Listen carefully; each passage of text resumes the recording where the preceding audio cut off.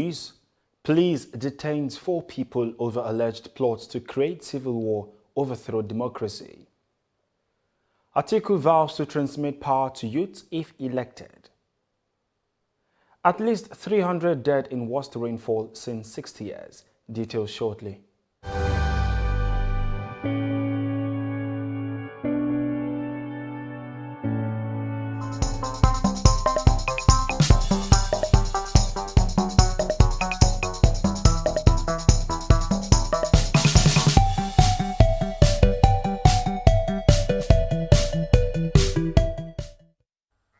This is TOS Television, your digital-first Pan-African news network. I am Merciful Ajinamo and you're watching TOS News 360.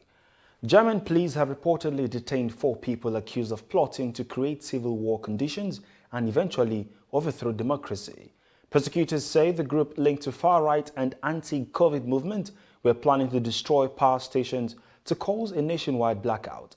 It was gathered that they also wanted to kidnap Germany's health minister, who backed the country's strict coronavirus controls. The death toll from landslides and flooding in the Philippines triggered by Tropical Storm Megi has risen to at least 115 as search teams found more bodies in mud-buried villages. 86 of the casualties were in Bebe, a mountainous area prone to landslides in central Leyte province, where 236 people were also injured, the city government said in a report. Sri Lanka's Prime Minister has offered talks with protesters calling for the government to step down over its handling of an economic crisis as the opposition threatens to bring a no-confidence motion against it in Parliament. The island nation of 22 million people is in the throes of its worst financial crisis since independence in 1948, with a foreign currency shortage stalling imports of fuel and medicines and bringing hours of power cuts a day. And now to Nigeria, a presidential hopeful on the platform of the People's Democratic Party, Atiku Abubakar, has pledged to hand over power to youth if elected president of the country. He made this known in a statement titled "Atiku to work more with the youth and transit power to young generation," says Atiku's support organization, signed by National Publicity Secretary of Atiku's support organization, Dr. Victor Moses. President Muhammadu Buhari has confirmed Sule Abdulaziz as the substantive managing director and chief executive officer of Transmission Company of Nigeria with effect from April 4th. Ndidi Abba, the General Manager, Public Affairs TCN, in a statement in Abuja on Wednesday, disclosed that until his confirmation, Abdulaziz was the acting managing director of the company since May 19, 2020.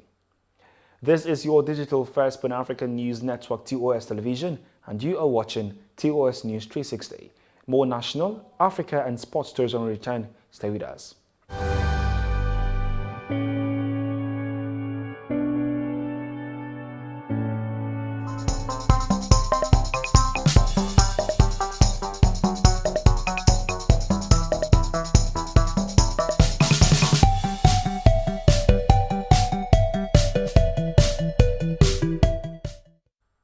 Thanks for staying.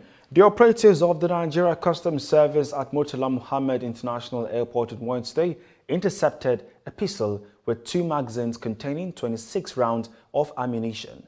This was disclosed in a statement by the Public Relations Officer of the Command, Victor Ogabo, on Thursday in Lagos State. To developments across Africa, at least 300 people have died after roads and hillsides were washed away and homes collapsed. The search for missing persons is still going on and the death toll is expected to rise. One family is said to have lost 10 members in the devastating floods. South Africa's neighbors suffer such natural disasters from tropical storms almost every year, but Africa's most industrialized country is largely shielded from the storms that form over the Indian Ocean. And now to Rwanda, where the country has struck a deal with the British government that will offshore some of the UK's asylum processing to the African country. The move has been condemned as unworkable and inhumane by UK opposition politicians, charities and refugee groups. Reports say the government plan would see some single men who arrive in Britain from across the English Channel in small boats flown 6,400 kilometers to Rwanda, where their asylum claims are processed. And talking business, the Central Bank of Nigeria has approved the appointment of 2 executive directors and 2 non-executive directors into the Zenith Bank Board. This was contained in a statement released to the investing public and the Nigerian Exchange Limited on Wednesday. The appointment of the 4 executives became effective on April 12, 2022. And talking sports, former Colombian captain Freddy Rincon has died at the age of 55 after suffering severe head injuries in a car crash. Rincon was injured after the vehicle he was driving in the Colombian city collided with a bus on Monday. Former Real Madrid midfielder Rincon scored 17 goals for Colombia and played at the 1990, 1994 and 1998 World Cups. That is TOS News 360 on your digital first Pan-African news network. For more update, visit www.tostvnetwork.com. Do follow and like our social media handles on Facebook, Twitter and Instagram. And remember to subscribe on YouTube.